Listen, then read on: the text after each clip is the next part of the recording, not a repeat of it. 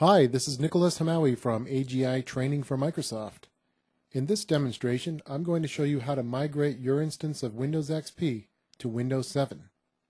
If you watched my Preparing for Windows 7 slideshow, you'll recall my emphasis on backing up before you migrate. You have a number of choices in backing up Windows XP. First of all, you can use NT Backup. It's not my favorite choice, but it will get the job done. A better choice is to use a third-party backup or cloning tool. There are many available options on the internet, including a number of freeware options. No matter what option you choose, you want to make sure that in the event that you have to go back to Windows XP, you can get back to the exact same state that your computer was in prior to upgrading. But there is a third option. It's called Disk to VHD. It's from sysinternals.com, which is actually owned by Microsoft. The easiest way to find the Disk to VHD utility is to simply search for it in Bing.com. You can actually run Disk to VHD on a running version of Windows XP and take a snapshot of your computer's system drive because Disk to VHD takes advantage of Microsoft Shadow Copy technology. What Disk to VHD won't do is restore your system back to its original state. In other words, there's no VHD to disk tool currently available, although there are ways to work around that. But the reason I'm telling you about Disk to VHD is because once you've migrated from XP to Windows 7, if you have a need for revisiting your Windows XP installation or perhaps running some legacy applications that won't run under Windows 7, then you can simply run your Windows XP installation in a virtual machine by using Windows 7 Virtual PC, which is a free download for Windows 7. Even if you don't run your captured VHD of Windows XP inside a virtual machine under Windows 7, you can still mount your VHD file as a hard drive simply to access the files that are on it. I'll show you how to do that later. But let's move on to migration. So assuming you've backed up your system and you're ready to move your files over from Windows XP to Windows 7, you'll need to use the Windows Easy Transfer utility. The Windows Easy Transfer utility will transfer user accounts, files and folders, program data files and settings, email messages, settings and contacts, photos, music and videos, Windows settings, and Internet settings. Before I demonstrate this tool, let me explain how it works. There's actually a few different scenarios.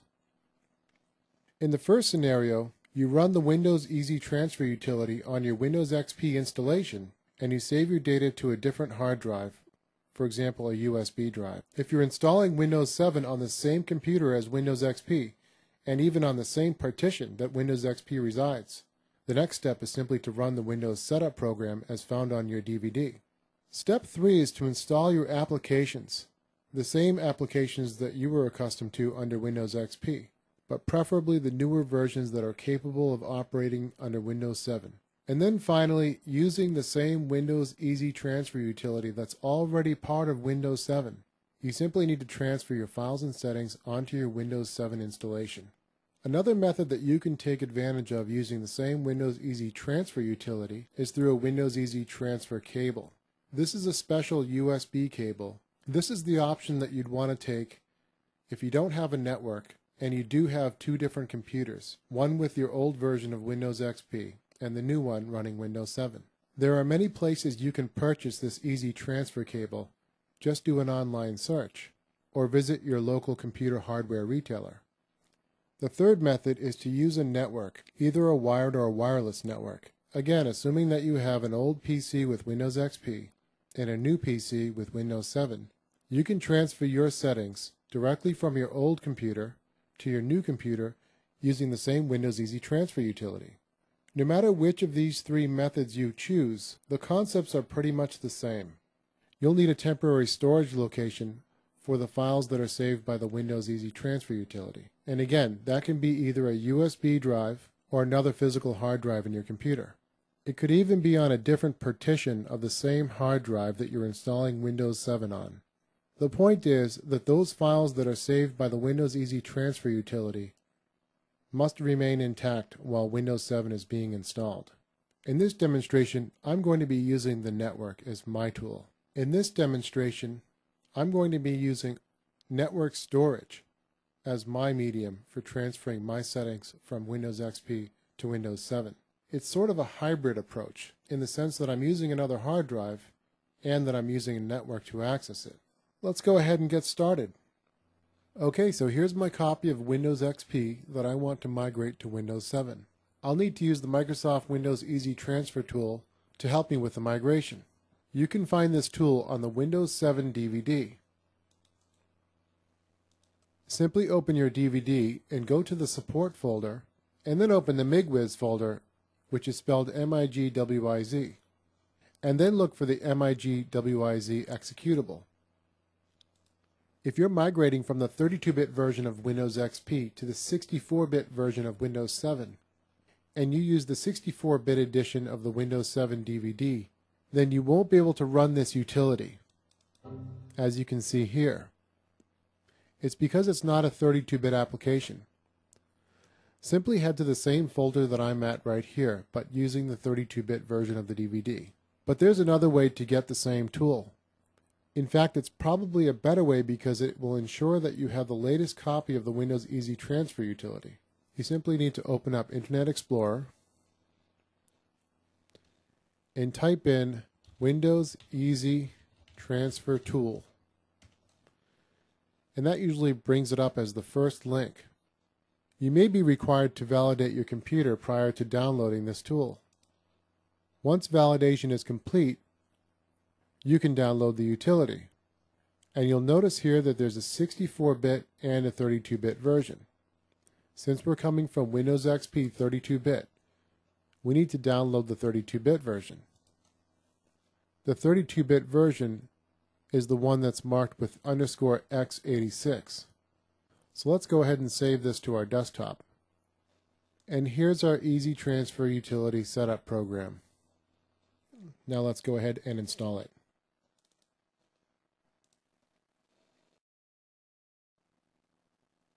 So just click Next, accept the license, and now the utility is just going to inspect my system. So we no longer need this install program, and the transfer utility has been added to our Start menu. But before I run it, I want to show you what I'm going to be transferring so that you can see how it carries over to Windows 7. First, I've got a couple of shortcuts on my desktop: Microsoft Excel and Microsoft Word. I've also got a few quick launch items, including Internet Explorer, Outlook, and Word 2007. Now let me show you that I do have some files on here as well. Here's some documents under My Documents. For example, here's my diary. And just off my C drive, I have some other documents in this folder. So I've got my accounts, a picture, and some notes, and a few other folders. As a reminder, my Internet Explorer homepage is bing.com. Again, we'll see if that transfers over. Let's go ahead and add some favorites as well. So I'm just going to click this travel link here, and I'm going to add this web page to my favorites.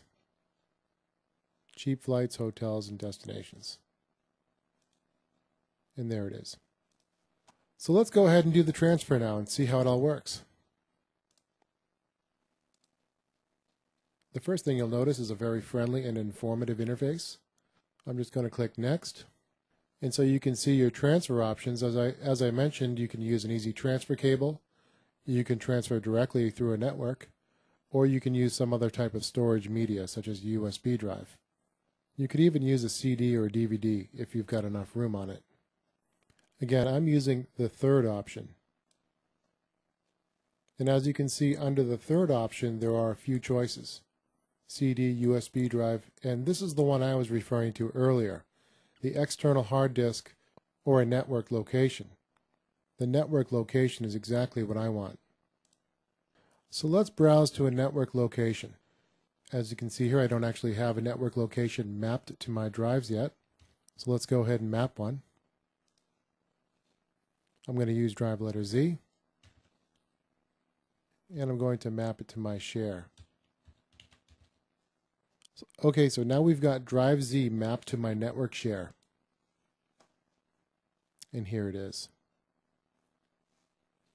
So going back to the Easy Transfer utility, I'm going to choose Drive Z. And I'm going to accept the default name called savedata.mig. And you can optionally create a password so that nobody else can get access to this MIG file.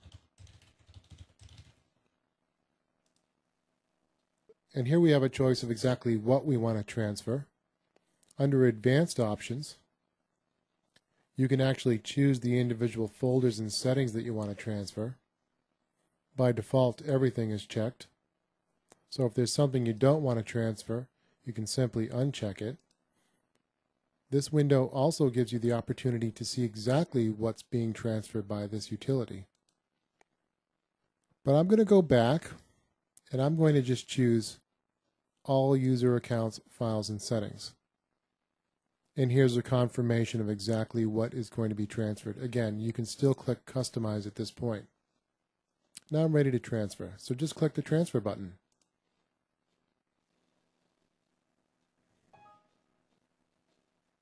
And now the transfer is complete, so just click Close. Just to be sure, let's look on our network share. And there's our MIG file, our migration file. Yours will probably be a lot bigger than 6 megabytes. So now we're ready to install Windows 7. Now I'm going to be installing Windows 7 from a USB key. So I'm just going to click my E drive here. You'll most likely be installing Windows 7 from a DVD drive. If you're interested in installing Windows 7 from a USB key, please refer to my Windows 7 USB installation video. Either way, it's pretty much the same. Now I happen to have the Windows 7 64-bit installation DVD, and what I want to demonstrate to you is that if you try to run the setup program for the Windows 7 64-bit edition from inside Windows XP 32-bit, you'll get an error. The error message says that it's not a valid Win32 application. So if you're interested in moving from Windows XP 32-bit to Windows 7 64-bit, you'll have to boot from your DVD. And that's exactly what I plan to do in this particular situation because I'm moving to Windows 7 64-bit. If you have a 64-bit processor, I recommend you do the same thing.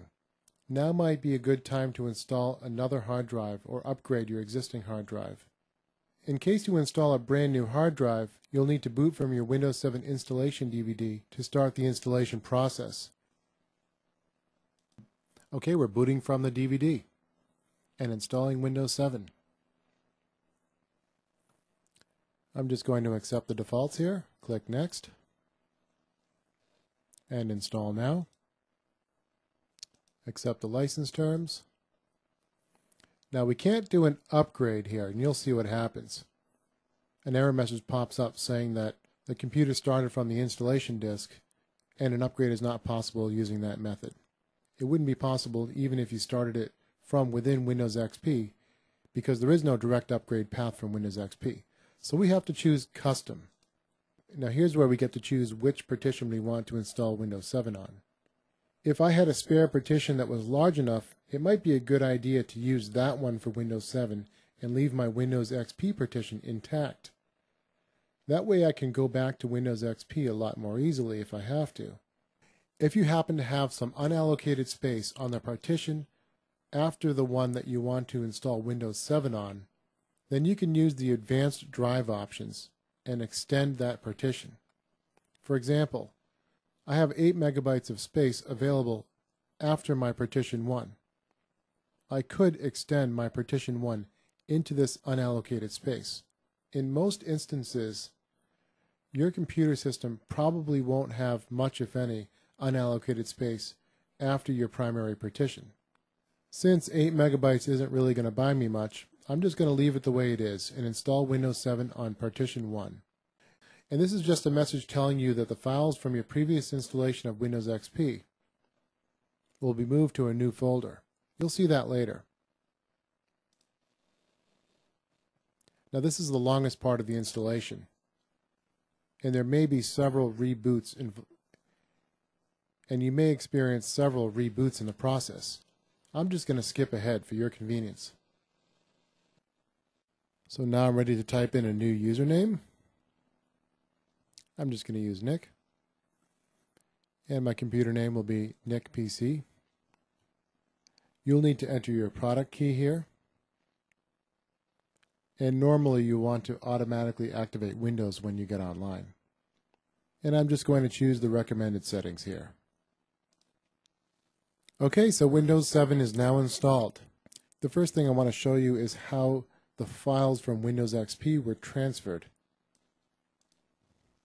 So here's that windows.old file that I mentioned earlier. Inside this folder you'll find the documents and settings for all users and the individual users. And here are my documents, including my diary that I mentioned earlier. And here are my program files. Now these are not installed programs, but there may be some programs you can still run from here, and there may be some settings still maintained in here. And here is the original Windows XP system folder. Now what else was retained? You can see my other stuff from XP. And that's where my other documents were located. Sure enough, everything's still intact. Now mind you, we haven't run the Easy Transfer utility yet. But before we do that, we want to make sure Windows 7 is updated and that we install all our applications. I'm going to skip ahead and do that now. Okay, I've gone ahead and installed my applications. I've even added this XP Pro VHD. This is the file that I was talking about earlier that I obtained by running the disk to VHD tool from sysinternals.com. Inside this file is basically an image of my Windows XP hard drive. I'll show you how to mount that later. And you'll see that there are no items on my desktop from my XP installation. Now let's go ahead and run that Easy Transfer utility. Simply go to the Start menu and type in Easy, and that usually brings it up. So here it is. Click Next. And again, I'm going to choose the same option here that I chose last time, telling the Easy Transfer utility that this is my new computer and that it has already saved my files. Now I've already gone ahead and mapped the network drive that I chose earlier. And there's my transfer file right here. Although we were able to save our Windows XP transfer file onto a network share, the current version of the Windows 7 Easy Transfer tool is not able to access a network share. Even though your network share shows up correctly in Windows Explorer, such as mine does here, your share will not show up in the Windows Easy Transfer tool, so you won't be able to access the transfer file. So it looks like we're going to have to copy that file to a USB drive. So here's my USB drive, and I'm just going to take my transfer file from my network share and drag it over to my USB drive. So my transfer file now lives on drive F, which I have labeled as my USB drive. Now let's go ahead and start the Easy Transfer tool. Just go to the Start menu and type Easy. And that usually brings it up. Here's the Windows Easy Transfer utility. So just click Next, and we're going to select an external hard disk or USB flash drive. And yes, this is my new computer. And yes, my files have already been saved to this USB drive. So I'm going to head over to that USB drive. And here's my transfer file. So just select it and click Open. I'm going to type in the password that I used when I previously saved this file. And now I can choose what I want to transfer to this computer. And I'm going to accept the defaults to transfer everything.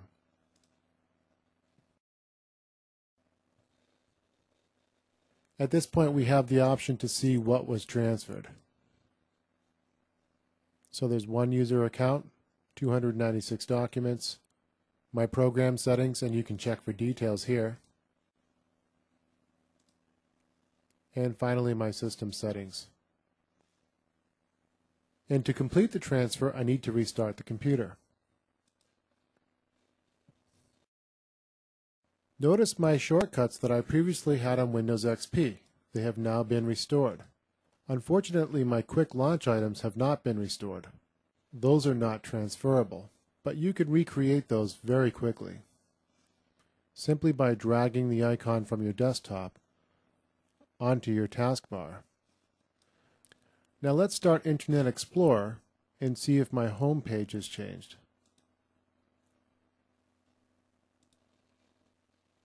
And sure enough, it's bing.com, just like it was in my Windows XP installation. I've also got my favorites still here as well. Once you're completely satisfied with the way your files and settings have been transferred over to Windows 7, you can free up some space by deleting your windows.old folder, which has been stored to the root of your C drive as part of the upgrade process. But just in case you find out that you might need something in that Windows old folder, make sure you still have access to it from your backup that you created before doing the migration. So that's all there is to it. The Windows Easy Transfer utility makes it all quite simple and quite fast. Now you can concentrate on taking advantage of all the great features that Windows 7 has to offer. And again, this is Nicholas Hamaui from AGI Training for Microsoft. Thanks for watching, and I'll see you next time.